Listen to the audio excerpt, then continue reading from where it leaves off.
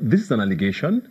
There's people who will always say that there's nothing concrete to hold on to, whether you like it or not. In this age of, like we heard from their defense, things being doctored, Photoshops are real. And it could be, whether we like it or not, a valid argument.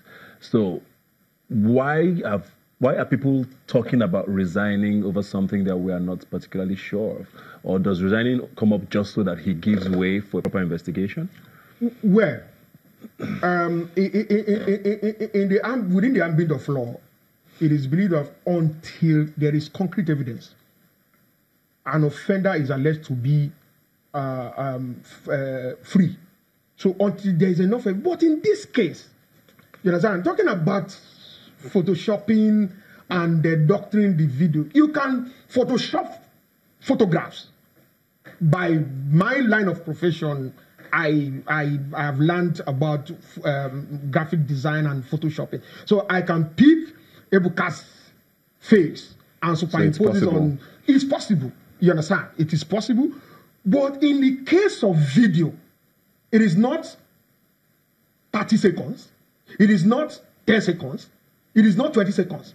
But it's over time. So how will you... and when you watch it clearly, you will see it. So if you're a professional, when you look at it very well. Is this thing actually doctored? So if it is doctored, fine. Why has the Kano State government, Governor Ganduje himself, not taking the said person to court?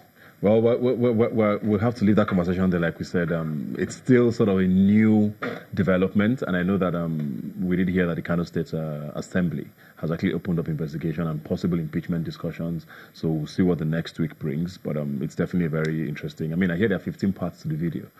So it looks like we have 13 more to go. Very fascinating stuff. But let's move on now to the governor you mentioned, which is Ayodele Fayose, who I think for the first time in a while, if not in history, we had a governor submit himself to the EFCC willingly, even though he had a very interesting T-shirt on at the EFCC office. How do you think that's going to play out? Because he insists that he's not guilty. And it was very interesting to see that he had PDP members go with him. I mean, it's an allegation, yes, but wasn't it interesting that for someone who had this allegation hanging over his head, he was almost celebrated to his arrest or to his sort of interrogation? All right, thank you. This is actually my stance. I'm actually disappointed that former governor of Ekiti State, the person of Ayodele Fayose, is actually staying in the EFCC custody more than 48 hours. And I'll tell you my reason. I can remember having read a tweet on EFCC's handle. Immediately, the ruling party in Ekiti lost the gubernatorial election. I read a tweet that same day. EFCC tweeted that Ayodele, that his file dusted, as in dusted, no more immunity and all of that.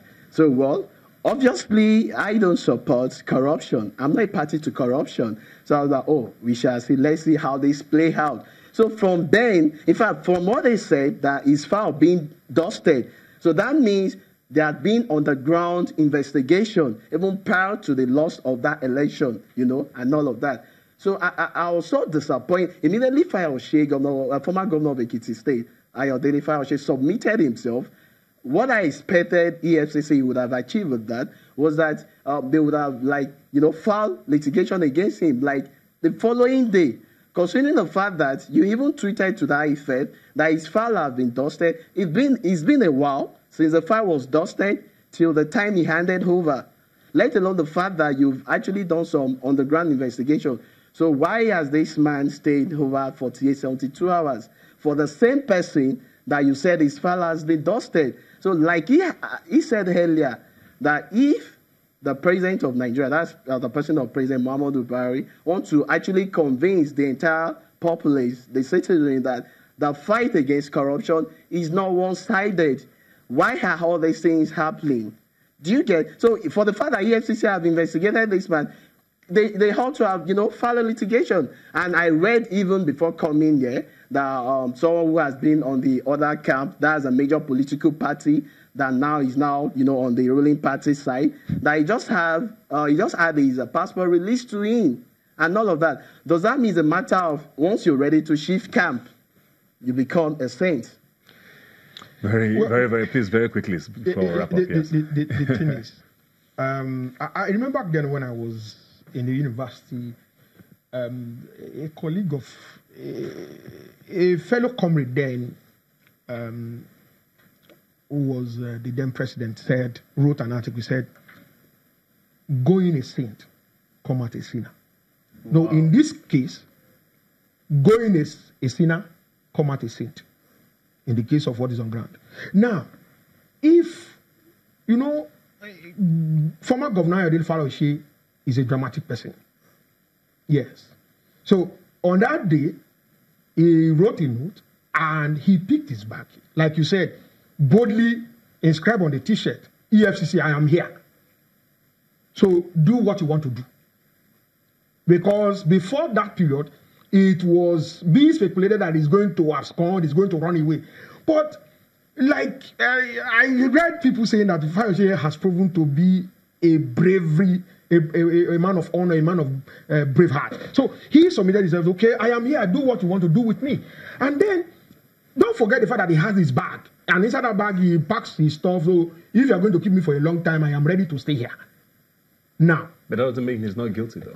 Yeah. Like he said that EFCC tweeted, file dusted. File dusted, that means we don't know.